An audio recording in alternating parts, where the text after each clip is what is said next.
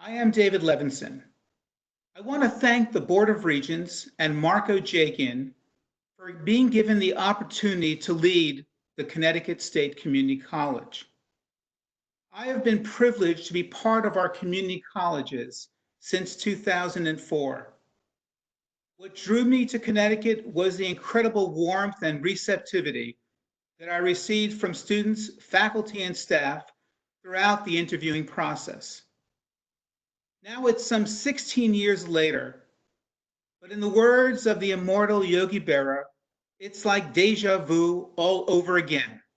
I am a baseball fan and a major fan of the New York Mets. These feelings of belonging have only intensified. Now I have the benefit of 16 years of experience that I hope will equip me to lead during these challenging times. During the past months, we have come together to provide steadfast support for our students in response to the COVID-19 pandemic. We've been united in our efforts to nurture student success, a task that has extended far beyond our virtual classrooms to include food, physical, and mental health. Our community colleges will play a central role in restoring Connecticut's economy as we respond to the unprecedented education, workforce training, and health needs of our citizens. During the next 45 minutes, we will take you on a guided tour of the proposed structure of Connecticut State Community College. Focusing on academic, student affairs, and enrollment management, we will show you a structure that is driven by our desire for student success and equity, whose guiding principles and priorities are the bedrock of our new institution. And you will see these on the screen. These principles and priorities, as articulated by the Board of Regents, resonate with my deeply held values. Student success and equity, which for me are integral parts of social justice, have long been a driving force for me. Whether it be marching in Washington against the Vietnam War, yes, I am that old, being an outspoken critic of the administration when I was an undergraduate at SUNY New Paltz, my mother feared that the president was going to suspend me, or deciding to become a sociologist, I've been motivated throughout my life to do what I consider to be the right thing. And now establishing the Connecticut State Community College is the right thing to do. For the first 7 years of my career, I was a full-time faculty member teaching sociology. Once I began to teach at a community college, it soon became apparent that the profession did not treat us community college faculty with respect. As a result, I joined with others and brought our grievances to the attention of the American Sociological Association. Recently, I had the opportunity to co-chair the American Sociology Association Task Force on Community College Faculty, where we surveyed community college faculty from throughout the nation, resulting in a number of recommendations regarding the importance of reaching out to community college faculty so that they felt more welcomed in the profession. And what's also very important, we were the only task force in the history of the American Sociological Association to publish our findings in the form of articles in a referee journal. That's what community college faculty can do. I had the honor to serve as president of Norwalk Community College for 15 years. And concurrently as vice president of community colleges for 8 years. I saw firsthand how NCC students benefited from the dedication of staff and faculty, the largesse of the NCC Foundation, and innumerable community-based partnerships. I also experienced the beautiful diversity of our students, where they represented 87 nations and spoke 54 languages. Statewide, close to 50% of the students enrolled in our community colleges are either African American or Hispanic, or come from a historically underserved population. Community college, and specifically Connecticut State Community College, will serve as an engine for their social mobility and for the hundreds of thousands of Connecticut residents who have some college but no degree or certificate. As we create Connecticut State Community College, maintaining the local identity of our campuses is critical. Our students are place-based and receive innumerable support from local college foundations and community-based service providers. I assure you that the unique attributes of our campuses will not only be preserved, but strengthened by Connecticut State Community College. In collaboration with our regional presidents, college presidents, and CEOs, we will have the opportunity to pursue philanthropic opportunities as one college dedicated with equalizing and enhancing higher education attainment for all. Statewide initiatives are what draws the interest of funders, and now we will have the opportunity to scale up innovations throughout the state of Connecticut. All too often, our students do not complete a credential, a degree, or certificate. And this has tragic consequences in terms of lifelong learning and overall well-being. Trained as a sociologist, I am mindful of the barriers and inequities that our students face. Most important, I look at our community colleges as engines of equity. As president, I had the privilege of congratulating thousands of graduates walking across the commencement stage, seeing the immense gratitude conveyed in their eyes.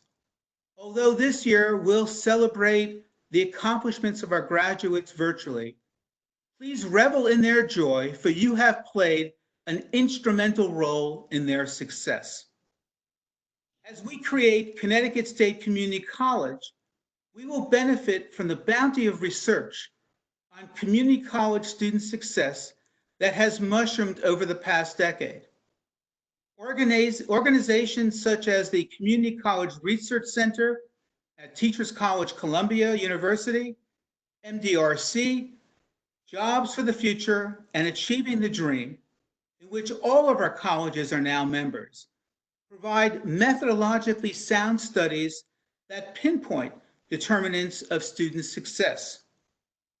And starting next academic year, we will ramp up guided pathways and holistic case management at our colleges, which are proven strategies for students to succeed.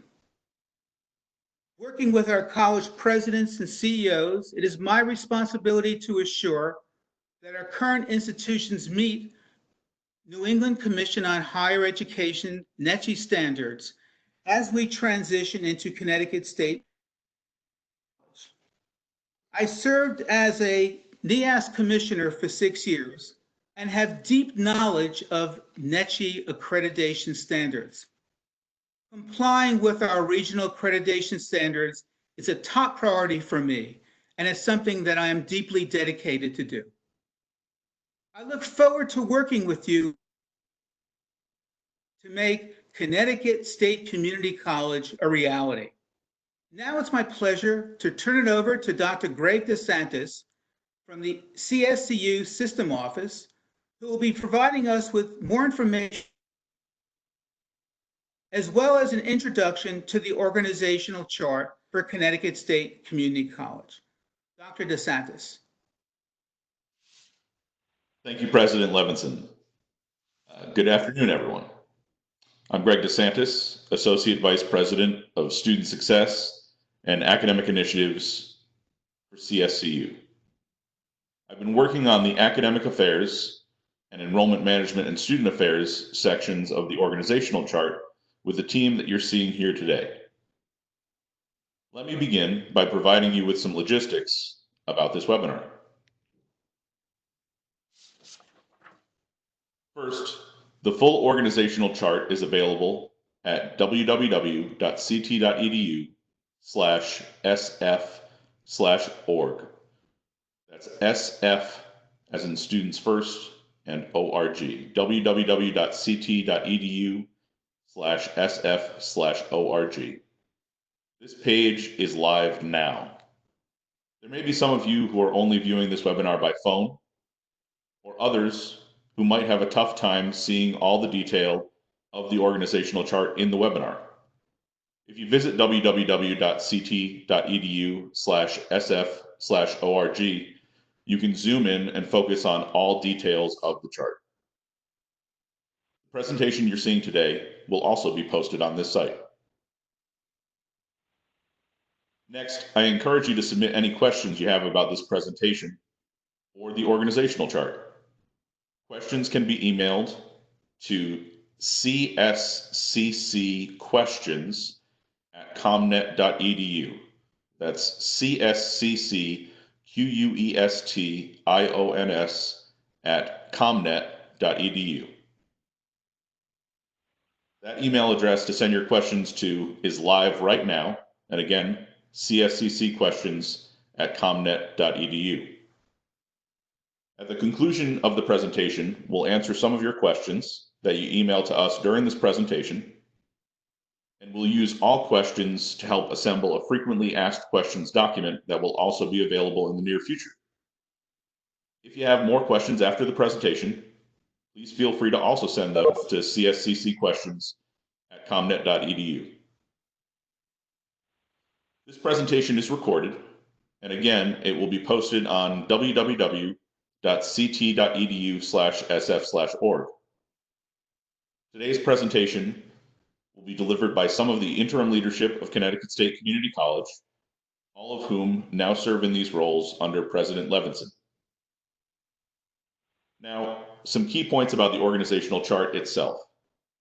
Today, we are presenting the structure for two divisions of the college: academic affairs, as well as enrollment management and student affairs.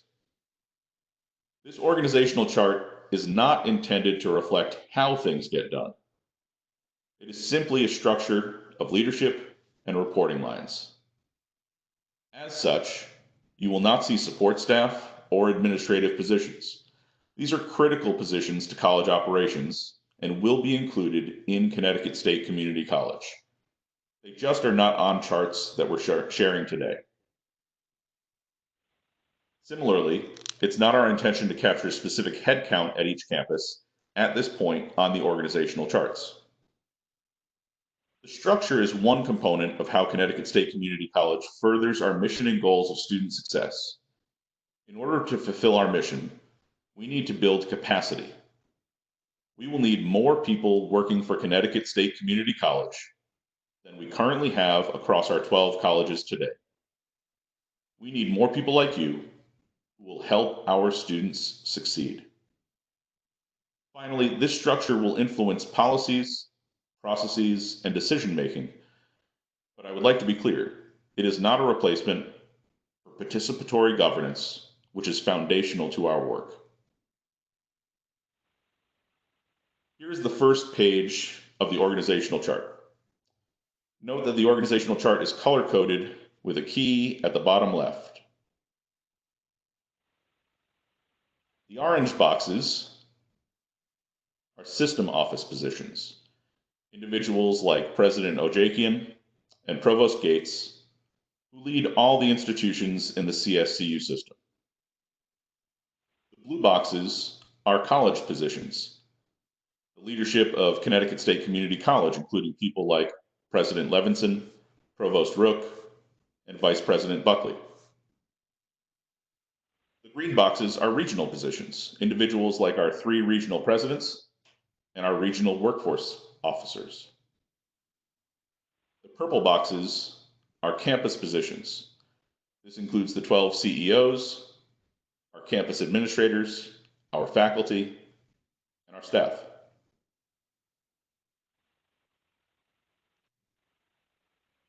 Before I came to the system office, I spent almost a decade working directly with students at Housatonic Community College. I took this system job with one goal in mind: to bring people together from across the system to improve our policies, practices, and structure so that more community college students reach their goals. This approach to change is known as guided pathways.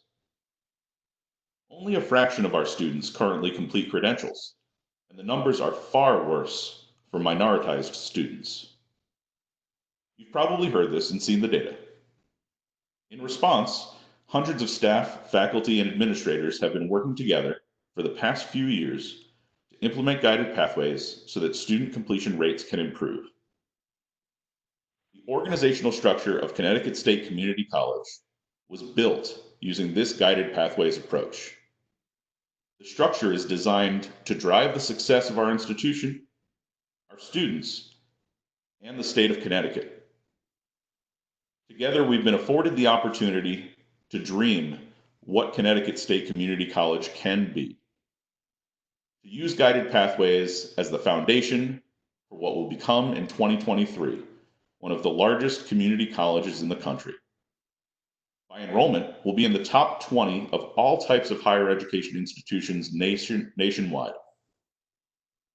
This enables us to build a structure that can deliver on all the local and national best practices, policies, and procedures so that we both might improve outcomes for our students and also close our massive equity gap. It's now my pleasure to turn it over to Dr. Michael Rook. Good afternoon, everyone. My name is Michael Rook, and currently I serve as president of Northwestern Connecticut Community College. And it's my pleasure to have been asked to serve as interim provost and vice president of academic affairs for the Connecticut State Community College. I've worked within the Connecticut Community College system for the past 15 years in many different roles. First as an academic division director at Manchester Community College for 3 years, then as dean of academic affairs at Tunxis Community College for 6 years.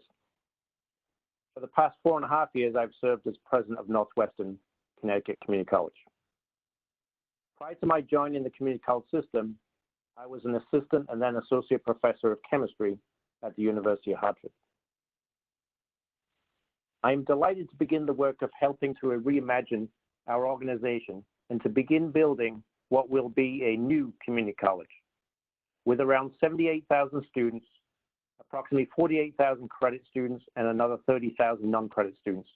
This will easily be one of the largest community colleges in the country, and certainly the largest college or university in Connecticut. This will be complex, and it will require creative and talented people, and it will take time. But for me, the driving force is that we build it right for our students. We owe it to them to build an organization that meets their needs and makes it easier for them to succeed. That was true before the coronavirus, but it's so especially true now that their lives have been turned upside down. I think everyone will agree that Connecticut's community colleges have never been resourced the way we'd like them to be. The structure may seem large and complex, but remember, we have never tried to show an organization that spans 12 campuses before.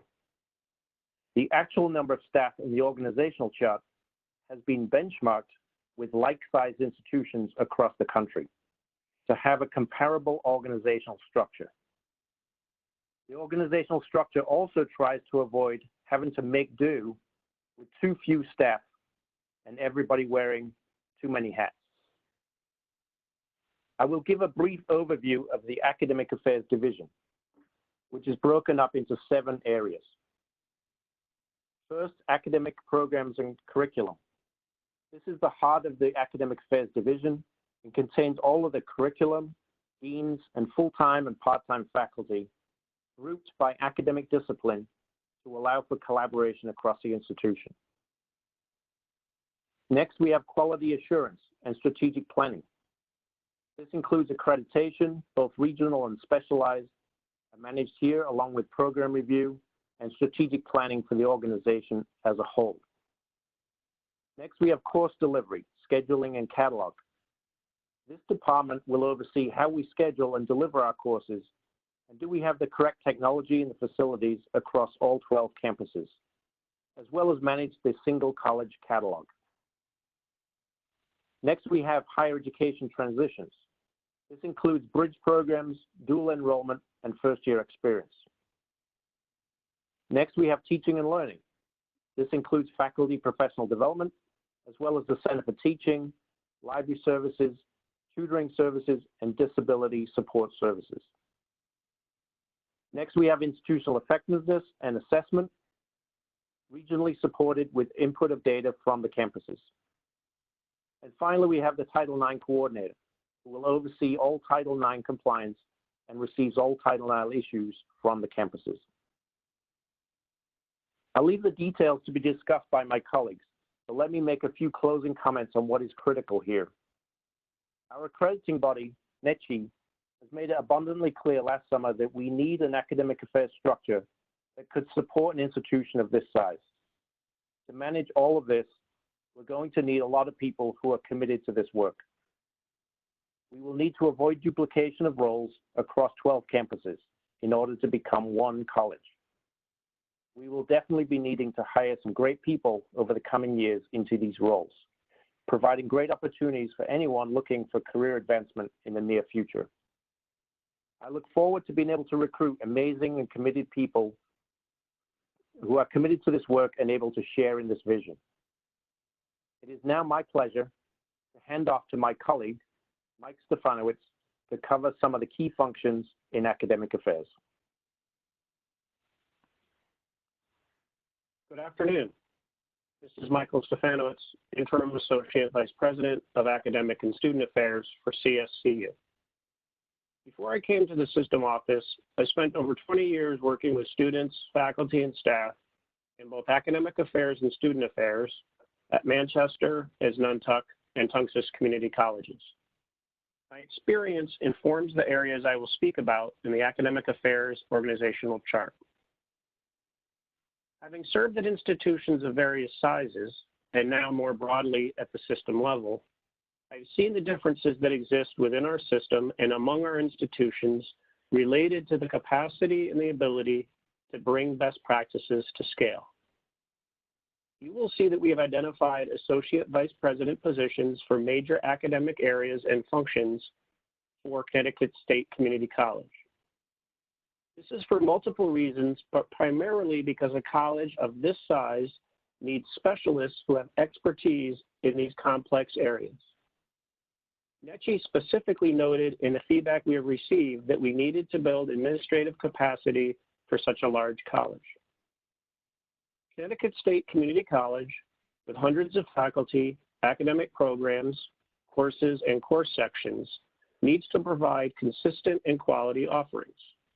This requires specific leadership and expertise in the areas that Provost Rook mentioned: academic programs and curriculum, quality assurance, accreditation and strategic planning, course delivery, scheduling and catalog, higher education transitions, teaching and learning, institutional effectiveness and assessment, and Title IX coordination.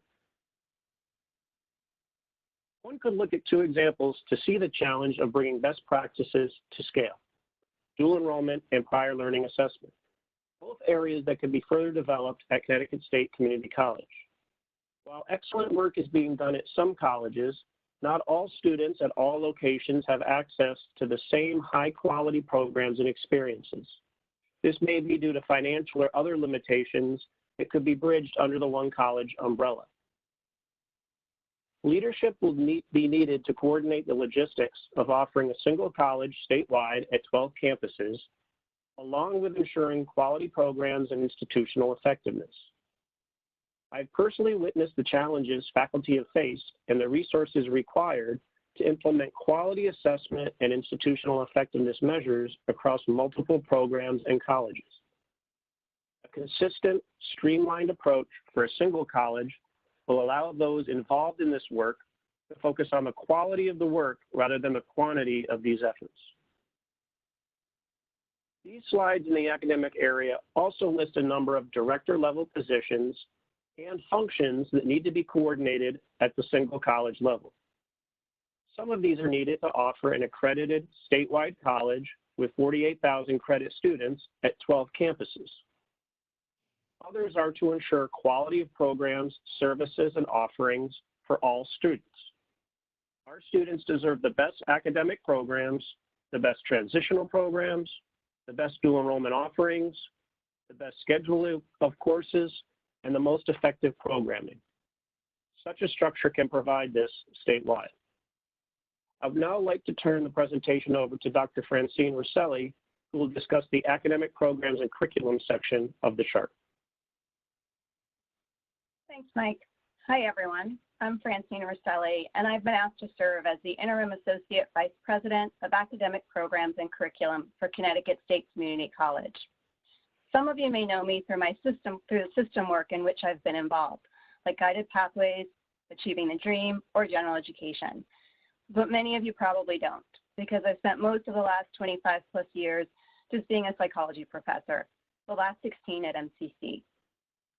This chart shows where all of our faculty and all of our academic programs and curriculum will live. I'd like to highlight a few features of what we're proposing here. First, in keeping with Guided Pathways principles, faculty departments are organized within areas of study as developed by the Guided Pathways Choice Architecture team. You'll see that we have 6 areas of study: social and behavioral sciences, education and public service, health careers, STEM, manufacturing, industry and technical careers, business and hospitality, and humanities and creative arts. Each of these is overseen by an area of study dean. Within each area of study, an associate dean will support individual disciplines and programs or groups of related disciplines and programs. And again, you can see some examples here. The Associate Dean of Psychology, Education, Dark and Disability Specialist, Associate Dean of Nursing, Associate Dean of English, and so on. I also want to point out that as busy as this chart appears, we don't yet have all departments and programs listed. Remember, this is a work in progress. Don't panic if you don't see your department or if you think you're listed in the wrong place. Everyone will have an area of study home, and if you have ideas about where that home should be, you can certainly email me. Second, faculty will work directly with colleagues across Connecticut State Community College who share their disciplines and programs. This is something that I am personally very excited about. I remember the old system-wide professional days, that one day a year where we would get to talk with our discipline colleagues from across the system. That will now be our everyday reality. And although our departments will be college-wide, faculty will still maintain local control for hiring adjuncts and academic assistants. Lastly, one of the features of this design that I am most proud of is that we are creating an infrastructure to support faculty. It is clear from Guided Pathways research and from our own research at our colleges how important it is for students to have a personal relationship with someone at their college.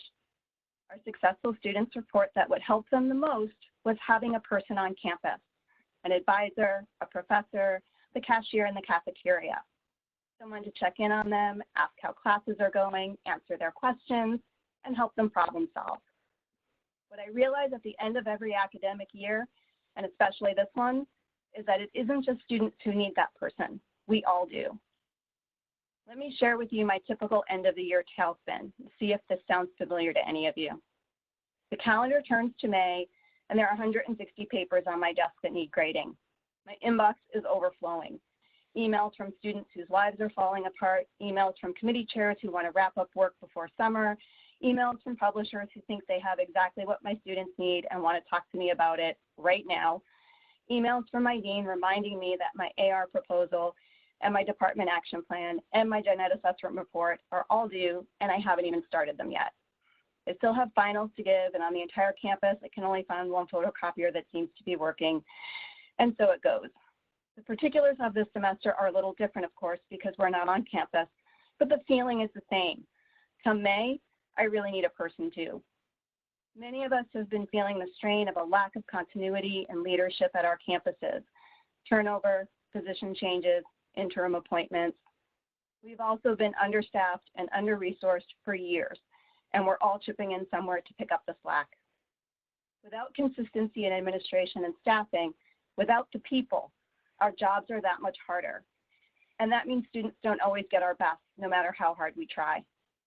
The strength of this design is that it provides that critical infrastructure at both the campus level, which Dr. Harris will talk about, and at a central administrative level. In this model, we will all have the support we need to do our job successfully and in turn to help our students be successful. Next, Dr. Tanya Milner will describe the teaching and learning section of the chart. Thank you, Fran. Good afternoon. My name is Tanya Milner. I have been a member of the Manchester Community College team for the past 15 years. I have been asked to serve as Interim Associate Vice President of Teaching and Learning for the Connecticut State Community College. I feel fortunate to be a part of this extraordinary team today as we embark upon this unprecedented effort in Connecticut. In the 28 years I have worked in higher education and the 4 years in K through 12 prior to that, I have never felt more excited and nervous at the same time. What my experiences as an English faculty member, a satellite campus director and assistant director, an academic program coordinator, an academic division director, an academic dean, and most recently, a campus CEO have all taught me is student persistence and retention are most heavily influenced by classroom experiences and frequent interactions with faculty and staff. As President Emeritus of Miami-Dade College, Eduardo Padrón states, the most powerful tool, the most powerful resource we have to make a real difference in student retention, success, and completion is effective teaching. The Connecticut State Community College's Associate Vice President of Teaching and Learning position was designed to provide strong, dynamic academic and administrative leadership, but even more importantly, to manage the design for academic efforts that enhance the student experience and provide for more meaningful access, inclusion, and belonging. And also to oversee the development of relevant academic supports to encourage student success and retention. We will do this through collaboration between faculty, academic affairs, and student affairs teams. We will create professional development opportunities in the exploration of new models of pedagogy and innovative technologies while supporting enrollment strategies and initiatives. Our teams will also provide direction and coordination to ensure accountability, effectiveness, and efficiency using evidence in our academic student success services. Our vision of the AVP of Teaching and Learning position is to support faculty and staff throughout all 12 campuses best navigate familiar challenges that seem to remain with us semester after semester. By providing a college-wide approach to professional development, we will be better equipped to overcome barriers to enrollment, persistence, transfer, and graduation for all our students across all communities. We will create opportunities for faculty and staff to gather as often as possible to determine the many practices that are working well for us and how we can continue to support those efforts. We will also come together to discern and discuss what is not working so well and how we can pivot to more effectively integrate best practices into our institution to serve our students' needs and address the concerns across our many constituencies. Next, we will transition the discussion to enrollment management and student affairs with Dr. Greg DeSantis and Dr. Allison Buckley. Thank you, Dr. Milner. And hello again, everyone. The structure of enrollment management and student affairs that you're about to see was built using the same guided pathways approach we used in academic affairs. The guided pathways changes in enrollment management and student affairs that we began together have been accelerated since the arrival of Dr. Allison Buckley, who will lead us through the next slides. Dr. Buckley? Thanks, Greg. Good afternoon, everyone. For those of you I haven't met yet, I wanted to share that I moved to Connecticut last March precisely because of the statewide commitment to student success. I was initially hooked by the commitment to make good on the traditional community college promise of the open door as outlined in Students First. In the past year, I have become even more dedicated as I have gotten to know many of you and spent time learning about your campuses and meeting your students. I have over 15 years of experience working at enrollment-driven institutions, most recently at Howard Community College in Columbia, Maryland. You see, Connecticut is already home to me now, and I am very excited to be at the point to share this draft with you today. For the next section, I would like to walk through the organizational charts for the Enrollment Management and Student Affairs Division. I have shortened that to EMSA, beginning with page 8, which is an overview of the positions reporting to me. I'd like to start with some broad comments about my division. This structure is driven by two goals. The first is to organize people in an optimal way to achieve the mission of student success. And the second is to build organizational capacity to ensure that every student, regardless of location, receives the same level of support to achieve both short-term and long-term academic goals. I really want to stress this fact about building capacity. I hope that this introduction is not stress-inducing, especially now, regarding staffing for those of you who are watching or listening today. It's clear to me that EMSA needs more staff, not less. In addition, this structure was designed to support the complexity of one of the largest geographically distributed community colleges in the country. And finally, it is built to enable the dissemination of standard policies, procedures, interpretations, best practices, and training. And with that, I'm going to move on to page 9 of the organizational chart. This chart shows admissions and outreach. While we currently operate as 12 distinct institutions, the structure I'm presenting today provides a way to bridge our current differences. It connects people doing common work to ensure that no one is on the periphery, regardless of the size or location of your campus. You may also notice that some roles are becoming more defined, specialized. And when we move on to page 10, the College Registrar's Office, you will see that as with admissions, the structure balances the need for specialization that is appropriate for a large, complex community college with the very pragmatic need for student-facing roles that can be generalists. And we can see this balance even more clearly as we look closely at the Associate Registrar of Operations. I envision a one-stop shop on every campus that is a point of both triage and student advocacy. Staff are organized in order for students to have questions answered quickly. For challenging cases, and there are challenging cases, staff will be able to quickly identify the appropriate person to resolve a problem. That's a benefit of specialization. The regional structure you see on this slide is designed to support training and development and ensures consistent levels of service and support. We see a similar regional structure that supports professional development and the dissemination of policies, procedures, interpretations, and best practices in financial aid services on page 11. As I mentioned earlier, this structure was designed to support the community college mission of student success.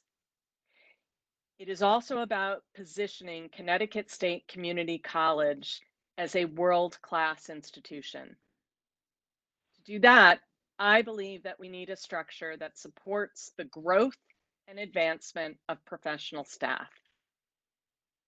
I say this here because on this slide, You can see as one example that the structure allows for staff to choose a specialization, or perhaps several over time, or choose a broader role that handles a variety of issues that could change daily or even hourly as a specialist on a campus. By providing professional pathways with both breadth and depth, I think the college will develop and retain staff for the long haul, and I think demonstrate a commitment not only to our students, also to our employees. Building an organizational structure that provides for the development of the next generation of community college leaders is extremely important to me. Another area I oversee within the Division of Enrollment Management and Student Affairs includes student success management on page 12 of the organizational chart. Greg, would you like to make a few remarks on this page? Thanks, Allison. In April, the board approved the Holistic Case Management Advising Policy, which marks the beginning of the Guided Pathways Advising model. We're very excited about this because Guided Pathways Advising will enable us to better serve and support our Connecticut State Community College students. Under Guided Pathways Advising, all students will be assigned an advisor who will work with them from entry to completion. All students will create a personalized academic and career plan with clear steps to transfer or graduation. The advisor to student ratio will be reduced to 250 to 1, and a student success technology platform will be adopted. As you can see in the organizational chart, this will be led by an Associate Vice President of Student Success Management who reports to Dr. Buckley. 3 regional advising directors will report to the Associate Vice President. Each campus will have a campus advising lead and many guided pathways advisors, far more advisors on each campus than we have today.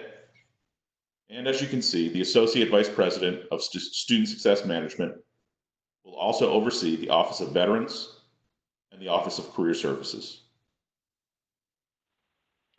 The 5th department in the EMSA division is Student Support Services. And I would like to highlight here that staffing will be appropriately sized for each campus. As Greg mentioned earlier, the structure as presented today outlines functions, leadership, and reporting lines. This is not intended to represent a full and complete headcount of the institution. The last department that reports to me is Student Information Systems, Data, and Reporting, which is on page 14 of the organizational chart. Currently, functions that are met by the system office will be moved to the college office. And that is a very quick tour of EMSA. I realize that this is a lot to digest.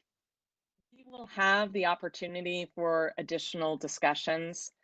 I would just like to wrap up by reiterating a few points. The organizational chart is not intended to reflect how things get done. Our structure will certainly influence policies, processes, and decision-making, but it will not replace governance. And the organizational structure is only one component of how Connecticut State Community College aligns our mission and our goals of student success. And finally, we need to build capacity. We will need more staff to achieve our mission. And with that, I would like to pass the baton to Dr. Duncan Harris, CEO of Capital Community College. Duncan? Thank you, Allison. Good afternoon, everybody. I'm Duncan Harris, the newly appointed CEO of Capital Community College. And despite being appointed yesterday, I've been serving in the role of campus CEO for almost 2 years now and was part of our system's first class of CEOs. Prior to my role as CEO, I served at Manchester Community College for 22 years in various capacities, including test administrator, counselor, coordinator of academic advising, associate dean of academic affairs, interim dean of academic affairs, and dean of student affairs for 8 years. I also worked for a year in the system office as the founding executive director of the Student Success Center. I've committed my professional career to Connecticut's community colleges and the transformative impact we have on the lives of students that put their trust in us. I've been involved with the Students First initiative in some capacity since the early stages 3 years ago, and I'm excited about the progress we've made and what we are building, Model 21st Century Community College. During my 24 years in the system, I've witnessed the struggles campuses have faced trying to move the student success needle for all students, and the struggles campuses have faced for all students as we try to move the student success needle. And am aware of the inherited inequity that exists across our state and system. The new college gives us the opportunity to address equity gaps and fully leverage our resources, physical, technological, and most important, human, to the benefit of our students and state at scale. I'm as vested as anyone in the success of our students and believe the model we are employing preserves the best aspects of what has served our communities since the founding of our colleges in the early 1960s, while at the same time being innovative, efficient, and equity-minded, thus positioning us for 2023 and beyond. For today's presentation, I've been asked to provide an overview of the campus view slide. There are two sides to the slide. The positions in pink are housed on our campuses, and as you can see, there are more pink boxes than any other. The campuses are the heart of the organization, and the model ensures that there are enough student-facing personnel to increase engagement, a key factor in student success. The positions in green are regional positions and are housed on one of the campuses in their corresponding region. The blue positions are college office positions. On the left side of the chart, pink positions will report to the CEO. These individuals will focus on 3 areas: faculty and student related daily operational needs, including IT support, conduct, and campus programming and activities; administrative functions that include the physical payments and safety; and finally, community relations and development, which includes grant activity and the foundation. Pink positions on the right side, which were identified in the previous slides of this presentation, will report to an academic or EMSA regional or central office position and cover the campus functions identified in the chart. Regardless of the reporting lines or colors of the boxes, campus personnel will work seamlessly together, and structures will be created to achieve campus goals that align and support the overarching student success goals of our one college. One of the key attributes of the new college is that it is a highly matrixed organization. Matrixed organizations have individuals that may officially report to an individual at an alternate site while performing daily operations and job functions locally. Capital piloted matrixing 2 years ago when our director of IT retired. We didn't replace the position. Our associate director assumed increased responsibilities and reported directly to the system office.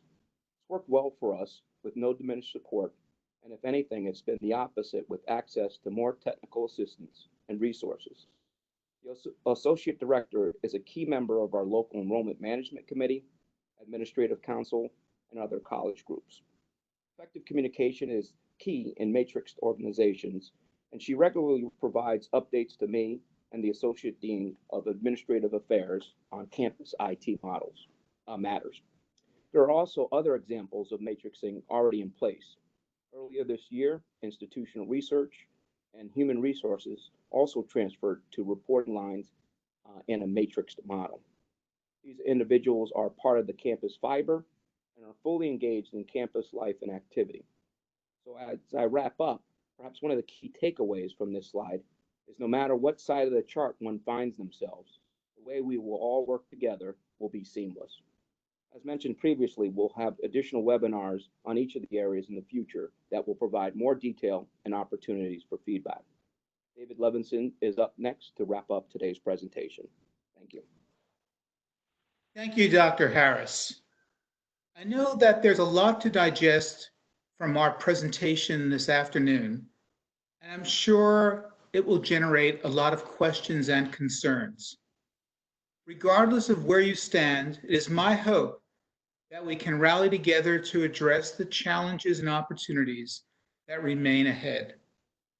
We plan to have Connecticut State Community College operational by fall 2022 so that we can begin admitting students for the 2023-24 academic year.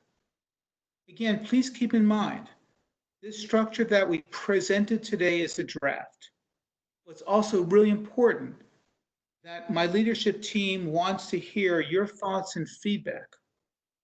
So if you would like to schedule a meeting with a council or campus team, please contact Victoria Thomas. Her email address is thomasv@connecticutct.edu. That's again, Victoria Thomas, thomasv@ct.edu. So now let's spend the remainder of our time this afternoon to answer any questions that you have. Thank you so much for being part of our presentation.